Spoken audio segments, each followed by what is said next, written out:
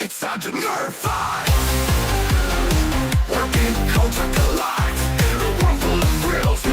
Filtered opinions, face that ignite. The debates that down to opinions and debates that ignite. Mr. Know-It-All, yeah, he's alright. Bringing you the latest in movie shows and all things tight. But hold on to your war course, don't let them slip. Cause the real captain here is SaltyTrekker on the ship.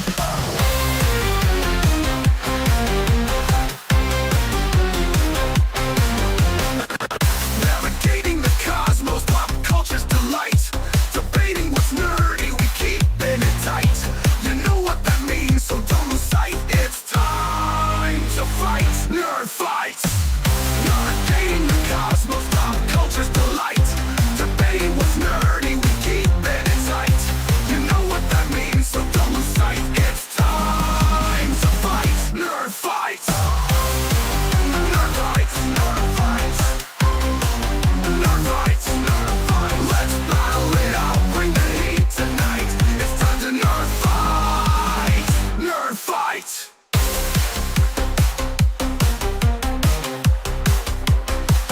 Nerd fight. Y'all know what it is. It's Friday night. Time to get your nerd on. We got Mr. Know-It-All, the SaltyTrekker and Danny Dork Night. Are y'all ready? Aight, here we go.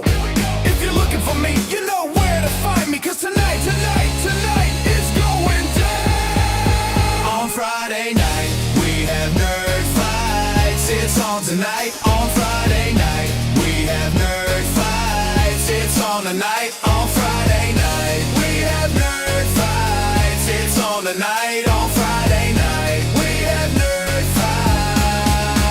fights. It's on tonight.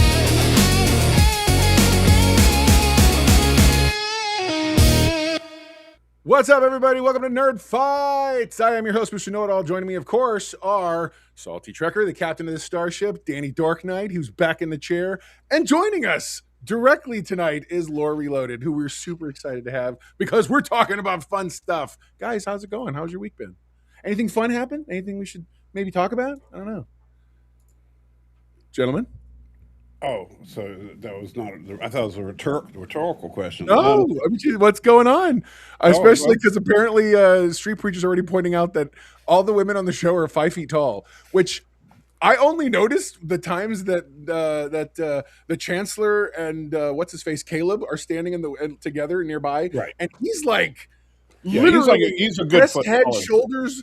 I'm like, she's like looking up at him like so, and I was like, bro, That he is so dude, tall. that dude is built like a brick. You know what house? That He dude, totally is, dude. No, yeah. for real. he is jacked. Reviewer Caleb went full Mike Tyson on the guard in the show. Oh, yeah, Yeah, he by- did. Yeah, he did. So are we just going to get right into Academy and do the other stuff later, or what do you want to do? No, whatever you want. However, if you guys are ready to get into it, looks like Laura's like itching to go about. How You want about to we plug insert? we could talk about episode 1, then dive into the other stuff in the middle, and then cap off the show with episode 2, or not? It's an idea. Whatever you guys want, however you guys want to roll, let's do that. I'm down. Well, Yeah, first so impressions, Starfleet. want to kind of go around the table and see what everybody thought of it as a Do like our general- hot takes first, and then Yeah. get into So discussion. that's what we always used to do. So we'll start with our guest of honor, Laura. What's your 30-second hot take type review of it? Are we going to do both episodes or just episode 1? Right I would just No, say do like you I said. would say impressions on the show. Yeah, in general, yeah, just both. generalized Okay. show. I mean, I think it was all right. I think it's YA is what it is. It's a young adult genre where you can just turn off your brain and watch it. I don't think it's necessarily horrible or anything like that. I guess mediocre would be how I'd go with it. But for me, I'm big on like lore and seeing what I can break down to make money. So there's a lot of cool little nitpicks that you can pull out that are fun. I mean, tidbits. Tidbits, yeah, or nitpicks, whichever you want to do. You know, both they both work. But the member berries were too much, and I think they hurt the overall. I think they dishonored the shows they came from in a lot of ways. Wow. Victor DiGiovanna says, I'm planning on not watching Starfleet Academy, but we'll be experiencing the show entirely through this discussion. All right, brother, and you're definitely in for a treat because I think we have varying tones and varying thoughts about this. Yes. Penny says her and the hubby are celebrating. He turned 60 this week. They're at Texas Roadhouse waiting, so that's why they're listening to the show. Man, so I am almost you. as old as Danny's stepfather. You could totally be Danny's dad. All right, Danny, what's your hot take on it? I actually, it sounds like the complete opposite of Lore Reloaded. I actually thought, and I wrote down several instances and examples just in the first episode. I felt like it was made by people who are fans of Star Trek, who love Star Trek, and it shows. I felt a lot of things were like kind of love letters to fans, but not done in a way like you could come into this and not seen any Star Trek whatsoever, and this would be a good starting point.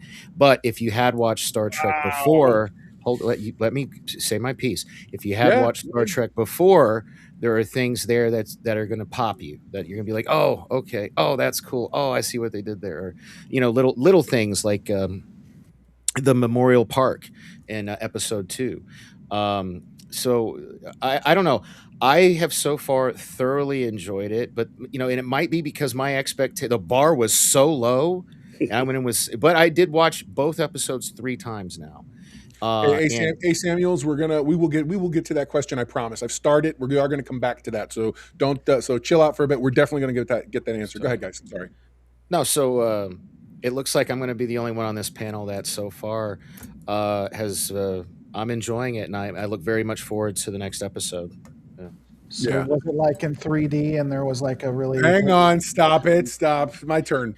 So, okay. I thought the show, the very first episode anyway, tried to slam and pack as much member berries as it could.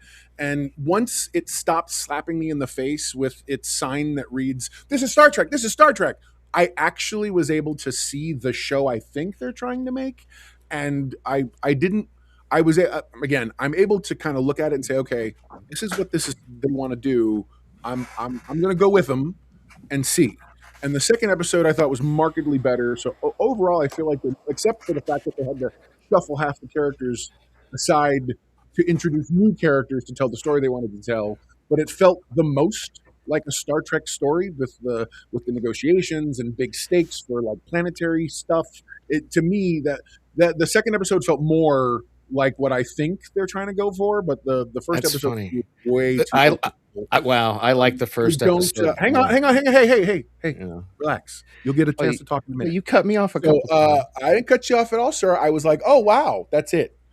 Now, I do think that the show is I do think that the show is. It's not your fault. You're down low on the screen. It's not my. I have to bring the questions up. I think that the show wants to decide whether it wants to have a crew and a ship, but it wants to have its cake and eat it too. And so we'll see sort of where that goes. I'm giving it to the next episode to really decide whether I'm going to be doing episode by episode reviews or not on my channel, or just do a recap for the season when it's over. But I think there's a lot of work here, but at the same time, I see the scaffolding of what it could be. It's definitely YA, like Laura said. It's absolutely YA. And so we'll see what. I personally do not think it was done by fans. I think it was done by people who have a lot of encyclopedic information in front of them and kept pulling a book out to go, ooh, let's put this in. They'll love this. And at least the first episode did. The second episode, at least I felt like tried to do something that felt Trekish. And so I have hope somewhat, but it's very, very, very tenuous. Salty, what'd you think, sir? It was the best of times. It was the worst of times. This Message. this show was the very definition of mixed for me. So let me say off the bat, I was pleasantly surprised because I was expecting it to be worse than it was. Now, again, the bar was Fair, low. and I was too. Same. Yeah, but it was a much better show than I was expecting it to be. I thought, particularly some of the characters, like the way that you hear the actors talk about it versus what you see on screen. Sure. Like the Klingon in particular, were far different than and that's why I say never trust the actors because they're lying if they're talking. But if you haven't seen the short that I did about this show, it basically highlights That what was I think. funny. That was pretty Yeah, funny, actually. it highlights the whole problem with the show. It's got this beautiful shot of the ship coming in, and of course, this is after an entire episode of them talking about how they're going to San Francisco, and they Preacher, show I'm gracefully. bookmarking your comment also, so we are going to get back to that. So don't So, lose so that question. That's a they're very good question. gracefully coming in to land, and they land the ship in Sausalito. And so that's just, to me, that's how this show is. They think they know what they're doing, but they don't. And I will tell you. And so let me just a real quick aside on that. The Betazoid thing pissed me off to high heaven. Why? Because Betazoids don't read emotions. They are full telepaths. Troy could only read emotions because she's only half Betazoid. And Well, they and didn't have the solid black eyes. Hang on. Hey, we're not having hold discussions on. yet. Go ahead, And sir. Go ahead. so because about the death thing, no full telepath would ever need sign language. I mean, no sense whatsoever. And Oh my that God, goes that's back to they were flying into San Francisco and landed in Sausalito. They brought in the Betazoids. They forgot how they work. And Black so, Delegation, real quick, has said, I think it's important to remember the show is specifically written for a different demographic than most of us in this chat, and that's okay. That's a great observation. Thank you. Yeah, man, that may keep be going. Sorry. so. I get that, but you know what? If you're going to bring in Vulcans and have them shoot lasers out of their eyes, I'm going to be pissed off. You don't yeah. you don't change the abilities of a species that's established. If you want to bring in a new species and say that they can read emotions, fine. But it's just like It sounds like you want to get into a harder core. Well, more hard, and I hate that argument too, because again, also the ruler of hold on, can I address the comment that Sure. we were saying is a great point, and I completely disagree with. There's a lot of people like the leader of 1940s Germany created a book, and I was not his demographic, but I can have a judgment on it, right? So just because it's written for someone else doesn't mean that you can't judge it. Well, I don't necessarily know that. I mean, yes, you're right. You're right. But I think what I take away from that point, the point of whether that it's for a different demographic, what I take away from that is I am able to also kind of say, okay, there's going to be bits I don't necessarily like. So, for instance, I'll use a quick Marvel example. I think Ms. Marvel probably was a very serviceable show. There were people who did like it. I personally didn't feel like it talked to me, but I didn't see anything structurally wrong with it. The story was there. The execution was fine. It just wasn't for me. I still haven't seen Ms. edge. Marvel. I'm on the edge for this, mainly because since we are kind of talking about stuff now, as much as Danny wants to say that it was for it's the perfect jumping on point. I don't know how. There's so much member berries. There's so much saying there's more stuff than you know about that I'm like, I don't know how you even remotely have a place to start with this yet. So You don't need to know the stuff, though. It's just a night if you happen I'm to glad. know it. Thank you. I'm glad that Danny has now said nobody needs to know the stuff. Just watch it and shut up. No. That's what I got. No. You don't have to be. What I was saying is this is perfect. Like if I was going to try to get my daughter, who's 16, about to be 17 next month, into Star Trek, which I've tried and failed. I feel like she would give this. I mean, now I could be wrong. I want to wait until there's only 6 episodes, but I feel like so far this would be a good way to kind of get in. If I could hook her with this, then maybe I could get her to watch older stuff, and when she watches it, it'll have the reverse kind of member berry effect. Because whereas like, oh, that's from Wrath of Khan, or oh, that's from Voyager, or oh, that's from Prodigy. She'll be like, oh, that's from Starfleet Academy. You know what I mean? If I could get her to go back and watch Hey, that. Street And Preacher that's says the exactly problem. they don't really care about Trek history. Look, Street Preacher, here's the thing. I think they do.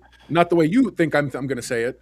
They care enough to have taken themselves so far in the future that history doesn't matter. That's the point. I don't agree with it, but that's their outlook. So that's the problem, though, Dork. So let's have a conversation about that. Because this is what I had a problem with the member berries. I'm going to take the best example of it. They didn't do it with all the member berries, but some of them.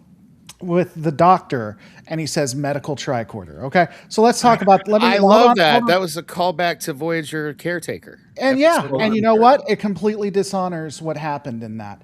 Now, if you How does it dishonor it? Well, unpack that. Okay, and I'm going to unpack that. I'm not necessarily. when you originally watched that in Voyager, what had occurred at that point was Voyager had been hit. It was under major attack. People were dying and people were hurt. The medical staff had been completely annihilated. They were dead. You have people on the ship. You have Harry Kim, Paris. They don't know what's going on. They don't know how to help people. So they bring on the EMH. The EMH starts to get working, and he asks for a tricorder.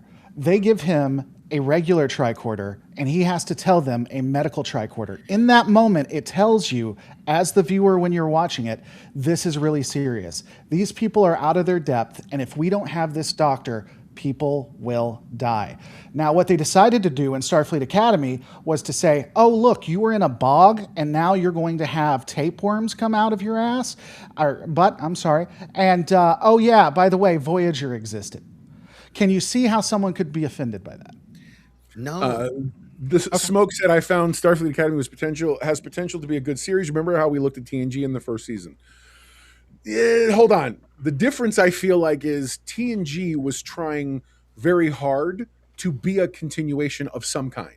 They were trying to lean into some certain exploration aspects, storytelling aspects. They were long-winded, but they weren't trying to redirect an entire ship. They were simply trying to update the thesis of the series. At least that's my take on the difference. Music Mania. I miss you guys too. I appreciate it. Did you just really put your own shout up on did that just happen? Of course to be fair, there's been 3 conversations you have interrupted, so you can talk directly to the audience. It's because that is my job, is to make sure the audience stays remembered and they don't realize. I didn't say you couldn't do it. I was just saying, to be fair. Do kids want to watch goofy misfits like themselves, or do they want to watch hot girls and guys? I don't know that CW has perfected that model, but they keep trying. And however you do it, they do it. I think that Starfleet 90210, which is what this show should be called. No, this is actually more like Saved by the Bell, the college years. This is more like, Star Trek. I didn't watch Saved by the Bell, and I didn't watch 90210 either. The college years was the worst of the Saved by the Bell. So I'm just saying, like the Starfleet Academy, they all seem to be more. It's more like a college. Yeah. Was there floating dialogue? Okay. I think that took away from it. Not to, just to finish my point, Salty. I'm sorry. I think that took away from it too, because the one thing I hated about it as well is they walked into Starfleet Academy, and if you weren't following the character that hates Starfleet, you might actually get a scope of how grandiose and how cool Starfleet is. You know what I'm saying? That's. Is anybody else noticing Laura's audio? Laura, you sound like you're underwater a little bit. You sound like you're. Yeah. Do I? Yeah. You sound good there. Oh, so let me do this. See, because it's a shotgun mic. See? Yeah. Oh, perfect. Victor says, with TNG, we had no good sci-fi on TV anywhere. We would have taken anything. Yeah. But, okay, so, like, this writing, here's one of the core problems with the writing to me, is that why is every character have to be the best or most uniquest person ever? They're the X-Men. Didn't you realize that? They're the X-Men all day. Yeah, but how many firsts do we supposedly have? Like, we have the first hologram who's in Starfleet Academy. We have the first whatever that one dude that changes into the fish monster is the first of his kind to be in Starfleet Academy. We have the adopted son of the one. Hang on. He's the first one to not have to go through all the standard crap. Preacher, I literally can't do nothing for you. Steve Preacher, I can't do anything for you, my friend. Because at the end of the day, that's the core of what they're trying to set us up for. Right. Mind you, we've seen this same lone wolf and cub nonsense and this whole we've seen this a million times. They're not doing anything interesting with that concept. That's the problem. But I get it. You're not interested, and that's fine. Then ultimately, this isn't. Hey man, as a mama's boy, there were 3 different times I didn't cry, but I choked up a little bit during the first episode. You didn't cry. I know, right? I would like to let everybody know Dorks MJ has just made the perfect comment here. She is absolutely right. This show is jumping the best jumping off point for if you're not into this kind of thing, and that's totally fair. You want to get off the ship, get off the ship. I personally am sticking around for a couple more episodes to at least see if they manage to really crystallize their thesis, because at the moment it's a little bit all over the road for me. Well, here's the problem. I can already tell you what's going to happen this season, and I'm not happy about it. And I told you this. Go ahead. What's going to happen? Okay, what's going to happen, and I would lay money on this, is that this is going to be a cut and paste by the numbers discovery season where they go from place to place trying to track down the dude's mom, and in the last episode, they'll find her. And so, and then it'll set up something for next season. But and the next season there'll be some other MacGuffin that they got to go from place to place to track down. Well, yeah, And that's what they do right now. but that's the problem. That's what these what's interesting is the serialized Star Treks suck, and the episodic Star Trek is good as far as I'm concerned in the current wave. Because I like Strange New Worlds and Lower Decks, but I think that Discovery and Picard sucked. This one is kind of in the middle for me. Hey, do any of you guys know? Daniel Stensman's asking the question: what date is it? What year is it? They Do we did know? give the star date at one point. It's in the 32nd century, I believe. It's 31. It's 31 something. I looked it up earlier.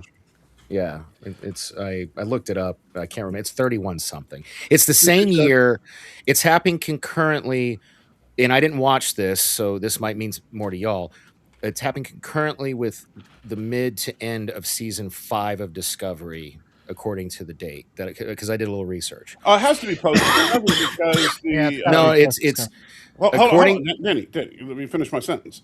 Sure. I was going to say because the angry lesbian is a teacher. Okay, when did they What? jump Hold on, off whoa, in time out. season 5? Time out. Who are we talking about, and why are Tig we using Notaro. this reductive? Right, but look, no offense. The fact that Tig is angry, the fact that whatever her orientation is, I don't think has anything to do with I'm the sorry, conversation. but that's In just fact, that. I think it kind of puts you in a lowest common denominator place. That If at you one point, look, you I'm didn't not like saying seeing that anything shit. negative about All I'm lesbian saying is sports. this: she's a boring character. She's I one liked note her as in this. hell. I thought she was better in She's- this than she was in Discovery. She's literally one note. Her job was to tell off one of the main characters to dress him down in order to better flesh him out. Here's the problem with this, truthfully. Normally, these kind of shows have characters who look like they have room to grow. Some of them do, like Sam looks like she kind of does, though she reminds me of season 1 Data right now, which is kind of silly. And she's only been made for like 2 months or whatever 4. long. I'm sitting here going, what? So then, so at the end of the day, it's like the characters they brought in don't matter yet. The Doctor doesn't matter. Why is he there? Tig Notaro's character, why does she matter? Like she doesn't matter other than just to No, tell she's somebody there as a off member and bear. learn something. Yeah, for it's just, the Discovery show fans. that It's like, connection. there's a Discovery character. Right. So Right. when did? By when the did- way, has nothing to do with the fact that she's a lesbian.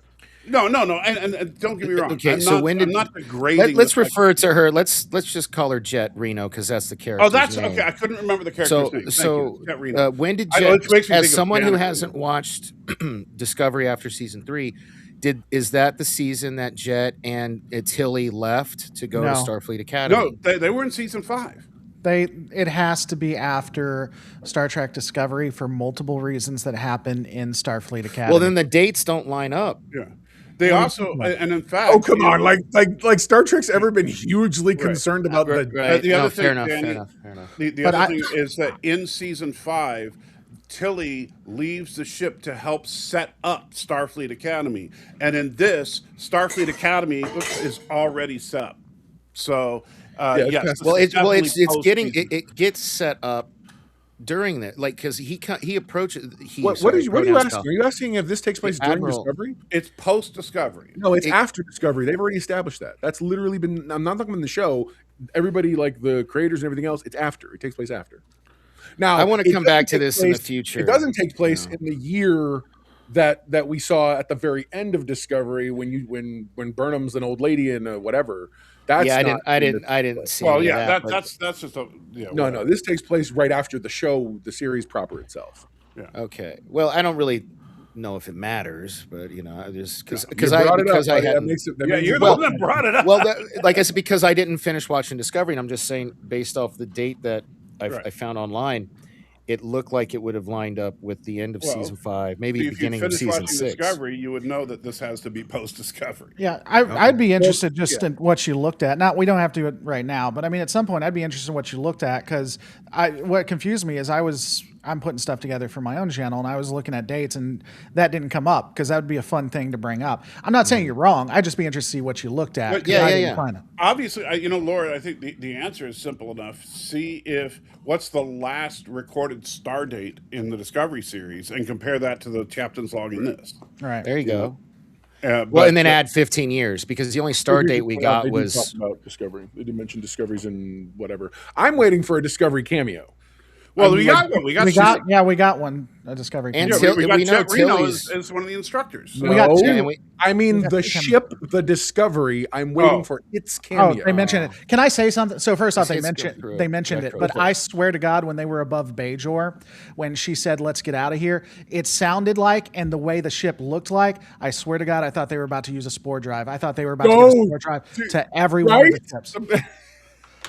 All of a sudden, it's gonna go. You're like, you guys all suck. What are Yeah. you doing? I did, but I did take a couple notes that I wanted to point out. So this is before both episodes, and I'm sure they're going to be using it a lot. But what did you guys think of the new Star Trek 60-year anniversary opening? Best part of the show. That. So it was. I wouldn't say that, but I noticed would. two glaring things missing: the Cerritos and the Protostar. They're animated. Their animation. But they no matter are what including say. them in the show, though. They're including. No, they're not. They didn't include them at all in the show. They mentioned the Protostar, but she didn't mention the Cerritos. The Protostar is past tense also, so who knows? Because this is obviously where all that years. Well, yeah, away but from the point I thought of the thing was just for the shows because they didn't put Deep Space Nine in there because it Yeah, wasn't they a did. ship, but they put in the They put the Defiant from That's- Deep Space Nine. that's So they were. Do you even watch the show? Do you even watch the show, dude? They mentioned that the computer said it was down, as has happened on many Star Treks ever. Look, I'm okay with real observations, but if you're going to sit here and nitpick over nonsense, Oh, he you're wants- talking to Street that's not Preacher. on You me. confuse me when you do that. Read the question first, so we know. I was Especially it people are looked like you were- listening. Yeah, I thought you were going- yelling Danny. I thought you were going down and going hard on him. I was like, that's my job. I mean, I'm Yeah, right. Like I'm I getting put ganged on the up on. screen. Sorry, I go ahead. actually have to agree with Dork on this in that the fact that it's animated doesn't matter if it's canon. Then they could have made a copy of it. They could have I made a think the- real life version. I thought it would have I been know, a cool but that's touch. what I'm saying. I think they had it. There were, but I'm like, why would you be worried about making a real life version of an animated ship? What you're suddenly committing to Well, it? no, You wanna that do whole is we got animated Rock anyway. Talk, or that at least the same well, species. to be fair, look at. I mean, if you look at the last season of Lower Decks, the Cerritos look pretty good. It did. They really It improved looked their real. animation. That was back when I was And so reviewing it they with you. and the stylized animation that they do in the opening, yeah, you could easily take the 3D Yeah. model of the Protostar and the Cerritos Especially and put that in there. in that I don't opening, think that's the you to know. me that's not the issue. I think there was just a creative decision to not include animated ships. And that's probably what it was, but I thought it was cool. There was a creative decision not to include William Shatner in any of the advertising and marketing. That has since changed. But back I then, that did was a like. choice. I was really actually kind of surprised that they included the OG Enterprise and both OG Enterprises. You know, for Yeah. the movie era and the original series. And they Consider- weren't the Strange New Worlds one, like you pointed out. Well, the Strange New Worlds one does pop in later. It does pop in later. The ships pop up in the order that the shows The were shows produced, came out. That's not why I in the thought- order of release. That's why Exactly, yeah. the NX-01 shows up after Voyager. After Voyager, You know, because it so- was the show after Voyager. Yeah, so it wasn't chronological. So another note I took, I wanted to get because I want to try to like get you to agree on some positive things, and maybe you won't. I thought that was a But great intro. I There's was some so positive things that I've so said right so after far. that. What's the Appreciate it. first thing we hear? Right after that, 60 years of Star Trek, we hear the Alexander Courage theme, and that popped me. I loved that, and she gives a nice little overview for people like MJ who'd never watched a second of Discovery of what the burn is. You know, and they don't do it every episode. They just do it in that first No, episode. but you kind of have to do that because Yeah. now you're establishing. But you know, I like how they did it. They paid homage to the opening of Star Trek, TOS, and TNG, but they used the Alexander Courage theme, which they've never just out. This I think the first time they've just blatantly outright used it. They've hinted at it in like Strange New Worlds and stuff like that, but a lot of the sound effects were from the original. They had a lot of original Hold on. series. Time out. The sound effects? I'm Dude, sorry. yes. So that's what In the med bay when they're that's one of the things I saving noticed number the one. most. Yeah, The but things I the noticed problem is the most sound was effects are layered with if you 30 other listen, sound effects. if you listen, I'm sorry, Star Trek's never had a problem like with the doors. The doors have always been a very stylized. I saw your review, man. Like, I really wanted you to play. When you watch, Hold on, one at a time. their sound effects for this is like, and I'm like, why is it RoboCop? Why is the door opening so complicated? It can't. I'm sorry, sci-fi and the future. I feel like should be very nice, very simple, clean. It makes sense. But all of a sudden, it's this like thing, and you're like, They added those chairs to the turbo lift. It made it heavier, so the doors need to be I don't know, man. I just fucking. Yeah, but the problem is that's all the doors. It's not just the turbo lift. I know. I was just kidding. I was just making. And yeah, to me, it's like, okay, so you had the simple, iconic sound from the original series of the Doors, and then they update. Like if you look at the original series movies, they updated the sound, except it was just sounded like like an air pressure thing. So it just goes. When the doors open and close. Yeah. The most complicated you got was TNG with the holodeck. Because Right. suddenly the holodeck had like a But whole. those were like reinforced doors Right. or whatever, Right. And so The but, interlocking doors, like Because that makes sense. You want reinforced doors to the on your holodeck, yeah. You got to make sure. no, it doesn't Rhino because get out. when the holodeck goes bizarre and tries to kill everybody, like every third time you use it, apparently, then you can't get out because you have reinforced blast doors. So yeah, it doesn't make a lot of sense. But yeah, so these doors are. I have to agree with Mr. Know-It-All. The sound is so over-engineered. If you wanted to use the original series sound, I would have thought that was awesome. Okay. But they throw that in with 17 other sounds. All right, so Smoke here brings up a really good point. The positive things I did like for SFA was the acting from the seasoned actors. Now, hold on, guys. Some of the humor and graphics I also like. Some of the arcs with some of the students. My issue with the seasoned actors is, let's use Paul Giamatti as an example. He is a very experienced actor who knows how to crank it up and do what he does, and he is dropped into the middle of us trying to discover who these characters are and understand who they are already, and he suddenly just shows up and spins like that character from the Tasmanian Devil. He's just like, I'm here, I'm doing my thing, and you're gonna love me, and blah, blah, blah. And you're like, whoa, bro. I'm going so fast and To hard. that, let me say this: I loved Paul Giamatti. I literally wrote And Paul Giamatti as Nosbraka is gold. my biggest problem with Paul Giamatti's character is that he was not in episode 2. I will tell you, because the funny thing is, you think of Paul Giamatti as this old toad, like he would have been a good person to play Mole Man in the Fantastic Four movie. He's a little toadly kind of guy, and he always plays comic characters because he's a comedian. But then when he looks at that kid at the trial and says the things he says, he is terrified. When they're dragging his mother away and he's making jokes about I got it, right here. He's like, you hold on to how it's much you hate me terrifying. right now, kid. It'll keep you warm at night while you sleep with their boot on your neck. Yeah, That was. but I'm thinking about like with just the little things you hear in the background, where he's laughing and going, "Bye bye, mommy," as they're dragging off. Dude, Yeah. I will say this. See, Yeah. that's what I'm saying. So my bottom line on the show, and I'm not going to end here. I'm just saying my thought is I kept running. There were moments that I felt were brilliant and really good. Then they would butt right up to something that felt like the stupidest thing I'd seen in a while. And I'm like, how do you do this?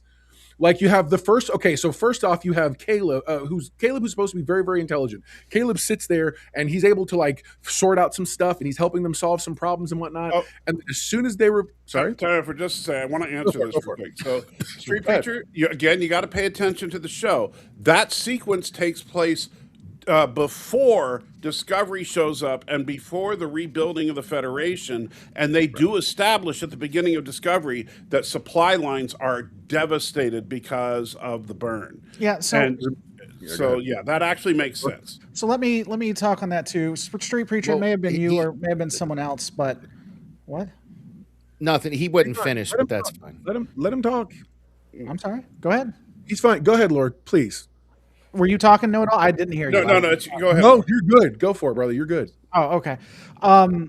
So Street Preach, I don't know if it's Street Preacher, but it was someone else's was talking on my channel about how they have replicators and stuff. Here's the thing when it comes to replicators and Starfleet and the Federation. Replicators are great, but first they need energy. They need people to be able to maintain them. They also won't do a lot for a planet that doesn't have a lot of them. And when you completely fracture the Federation and you don't have people that can come and help you and things like that, all of a sudden this wonderful technology becomes a scarcity and people start killing each other over them. Right. Like, I don't have an issue with the fact that they don't have food and stuff like that, because again, if we just look at, let's just say that on Earth and just Earth, we came up with replicators and they were plentiful to everyone. And then a post-apocalyptic thing happened. 90% of the replicators go away. Now you got all kinds of wars and stuff happening where the replicators that still exist are there. It becomes a huge problem versus the saving grace. And I believe they actually do address replicator shortages in Discovery Season 3, but I'm not 100% sure. I do think, I think that you got to pay attention to the timeline. It kind of gets a little wonky there, but the trial takes place when the burn was in full effect. Can I talk on that for a second too? Yeah, please go for it. Two of the points to me on that was, first off, there was a tonal whiplash where you have a kid being separated from his mother because she killed a Starfleet officer, and then you have She didn't kill a Starfleet officer. because a She Starfleet was an officer accessory was to killed. it. Is Right, what I and mean. it's Because a correct. Starfleet officer was killed. Right. And then you have Starfleet 90210, which is a tonal whiplash. Right. The other thing I had was the beginning of it is accurate to the way Starfleet would be acting, is accurate to the world, but it also, I don't know, it felt dark for Star Trek. Yes. And I'm not saying it's wrong. I'm saying that that's not what Star Trek has historically been. And I don't know that sometimes just because we can doesn't mean we should. Because I got into an argument on Twitter about this. You saw it, Mr. Know-It-All, because someone was like, well, things change and stuff happens after 900 years. Sure, we could take the My Little Pony and turn Fluttershy into a serial killer because 40 years have passed. Doesn't mean we should, you know? Although I would pay money to see that. It'd be good. So real quick, is there like something having to do with everyone keeps saying, I keep seeing this Sentai Ranger person says that there's AI generated stuff. I don't remember hearing anything about I that. don't remember I don't know what that's talking about either. Yeah, And I didn't see anything about that at all. depending on the AI generation, I don't have an issue with it. Of course, you know I'm a sellout to AI generation. No, right on. No, and I'm with you too. But at the same time, like to me, I'm especially as a filmmaker, I'm helping right have now. you A friend of seen mine our intro? do a short film. I have a friend of mine do a short film using. No, that we filmed AI that on to help location. him Shut up, Danny. with special effects. But yeah, I just thought it was, again, I don't remember that myself, but I could be wrong. I'm looking it up too to see if I see anything. But yeah, no, I don't know anything. So continuing the franchise's theme of artificial intelligence with real-world AI tools also being used for concept trailers. Through the show itself focuses on humanizing. Concept work. I So don't. again, I'm trying to focus on positive things because it seems like everybody just wants to poop on this show. Did are you anybody talking else? Did anybody else learn a new word watching Starfleet Academy? Because I did, and maybe that just shows how ignorant I Sure, am. I learned a new word that I really appreciate. What was that? Clingerite. I liked that one as well, but I was going to go for purloining. Purloining. I hadn't heard that before. It means stealing. That was a teachable, Yes, it does. nice moment. Yeah. Good. Again, maybe I'm dumb. I did not All know right, that. I'll go down Danny's road. I definitely, and actually we had someone in the comments a minute ago mention something. I liked when the Starfleet kids suddenly had to solve a problem, and I liked the way they did it. I like the teamwork behind it. The doctor shows up all of a sudden. He gives the one girl the in she needs real quick, and she runs. Thank you. And she runs off and she does a thing real fast. And you kind of see, I appreciated that because that's one of those moments that to me felt like this feels like Star Trek, a group working together. Oh no, there's a shortcoming. She hot tails it through that. She's like, I got to run. I got to go as hard as I can to get there because luckily alien fish guy suddenly decides that he can walk outside with his superpower. That's a whole other thing. But We'll get to that in a minute. Yeah. he's doing a really good job sort of saving the day and doing the thing. And I'm down. And I So- thought that was it was a fun moment that I thought felt really, really that felt very Trekish for me. The team coming together, using their strengths, whatever, in order to suss out and figure out a problem because there's no connection and the computer can't help them and the ship's busted. Which again is always going to be the MacGuffin, but what are you going to do? So I thought when you have programmable matter as a thing, that's my hard time. Is you sell me on this superior technology of the century, and then show me a dogfight that literally could have happened in any of the other previous series. Okay, So, see, but that's you see what just happened, Danny. I'm trying to be positive, and something negative butts right up. Quick, watch this. I was like, what is happening here? quick question, which is not what I was holding my hand up for a second ago.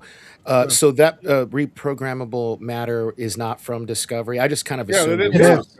It is. Okay, I assumed it was. So that's whatever. but this is the first time we find out that programmable matter can have different frequencies. Okay, and that you can like a virus infect it to be broken, and you're like, what? Well, Salty, if you I don't know if you recall, what did I hopefully you do, but I've always said what was my favorite thing about the original series. Uhura?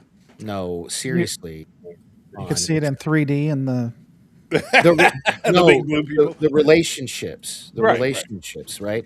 And I really like how they seem to be planting seeds that focus on building relationships, and there's to kind of to Mr. Know-it-all's point. Okay. Let me say to discover all those character beats. Oh, wait, that's right. We all get 6 episodes to try to figure out any of these, all these. I know. I was talking to MJ about this earlier. They'd have to do 4 seasons to equal 1 season of TNG or the original series. That's kind of absurd. But we honestly don't even need that because it's YA. We know what's going to happen. You have the 2 bullies that are going to become best friends. You have the 1 chick. There may be a 3. There may be a triangle. No, Caleb's all about that. The Bajoran or not Bajoran. The Beta Z. First daughter. Sure she's not just a freak of the week? Yeah, because she's also leading the other guy on. By the way, I really appreciated the sexual innuendo of teenagers when you had the blue backdrop and you just see their silhouettes. Sorry, hold on. I appreciated that too. This is like college. So I'm sorry. Yeah. When was the last time? Are we all that far? Are we 19, all that old? 18-year-olds and 19. So first off, 20-year-olds are kids to me. Yes, we are all that old. Just so Caleb's 21, and the youngest confirmed age at the school so far is the hologram at 17. You know what, guys? I stand corrected. I apologize. I was 2 years off of these children that we're talking about, since we all could be the fathers of them. So I stand corrected. The 20 and 21-year-old standing right next to each other in a school on a Star Trek in a school on a Star Trek themed episode. I completely apologize for that. So the 2 people that we could all be the fathers to were standing next to each other sexually in a school thing. But they're college kids. Didn't you fuck around? Right. Didn't you mess around in college? I'm going to tell you something offline later. Trust me about that. I would hope that 40 to 50-year-olds didn't talk about it if I did. So real quick, it is sexualized for sexualized reasons. I want to bring this up real quick. I think it's a fair question. Who's the one character from Starfleet Academy that you guys liked? I'll be honest. I'm starting to come around to Caleb a little bit. I think in the second episode they gave him better characterization because he got to just he got to talk and reason and be a person.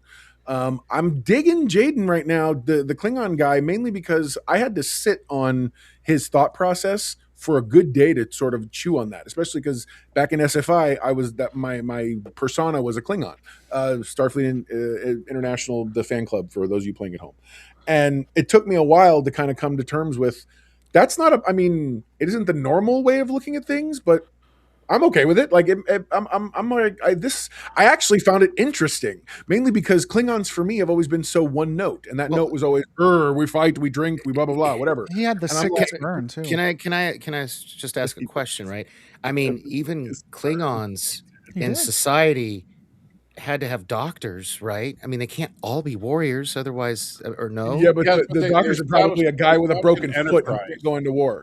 Yeah, they do establish an enterprise that Klingons that are doctors and scientists and stuff like that are considered lower castes in society. So me and Salty are going to disagree on this. I think that there's been inconsistencies, and there are episodes and series where they are shown to be like you put honor into whatever you do versus they look down on other castes. True. I will say one thing specific. We talked about. We can go into it today if you want to, Salty, but we actually talked about it last episode.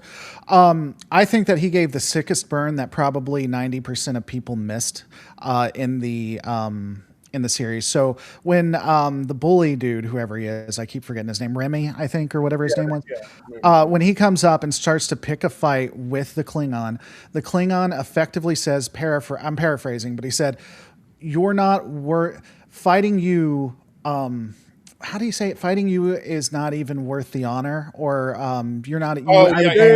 He basically said, "I don't have the time for you." Yeah, but it was worse than that because Klingons, because Klingons, they're all about fighting and honor, and again, you can get honor through fighting. But he was like, "I'm not even going to fight you because it's not enough honor that I'd get." Like for a Klingon to say that to you, to not want to fight you, I think is a put down that people. I also kind of feel like he was fronting a little, though. Equivalent of your mom. You know what I mean? Like, seriously, it was such a great, because the thing is, he doesn't necessarily subscribe to that mentality in its full fruition, but man, he knows how to wield it, because how else have you been raised that way? Of course, you know, and he did great. That was wonderful. Okay, so his was Jade. Dan, who wants to go next? Lore? I liked the Jemadar. I thought she was. I thought Laura. I'm actually starting to dig her too. I like Laura Thog. So here's MJ's favorite. Is Laura Thog. But here's my thing. I think that she brought together a good mix of a Jem'Hadar and Klingon thinking, and she was a good comedic relief. But like when she actually talks about her upbringing, and when she talks about honor with the passion of the Jem'Hadar, sorry, Trek Review just took me off. I think that she did a good amalgamation of them. No, I agreed. I thought she was wonderful. I thought she did a wonderful job in terms of sort of once you got past the thing real quick, she made sense. She made sense, and I think seeing the Chancellor sort of enjoy her being that hard in your face type of drill sergeant type person, I felt like that made it more realistic for me in a way that I enjoyed a lot. I was able to get behind it. And funny enough, I don't think she's fat. I'm gonna take that stance right now. I don't think the internet decided she was this weird overweight person based on a poor makeup job, because I do think they didn't design this well. It reminds me of the guy from the Orville who suddenly has a head this wide because the makeup of his alien design, which is bad. And I feel like but when you see her from afar, I'm like, no, she's just a built person. And I don't see an issue with that at all. I gotta be honest. Trek Reviewer said about she doesn't speak Klingon. I don't like the way they spoke Klingon bad, bro. Everybody speaks Klingon bad. That's a bunch of crap. It's like, no, it sounds poetic when certain people say it. No, that's a lie. Okay, Klingon sounds stupid no matter who you are. We love it because we're like into the show of it, and I'm down. But I always felt like an idiot being all like, kaplach, and because it's dumb. Get out of my face. I thought she was going to send a runner. I'm sorry, not to interrupt, but just because it's funny. When you had the runner going at Boothby Park or whatever, I swear to God, I thought she was going to send someone after. She said she can always know who the runner is. So you knew she was amping them up to get someone to run.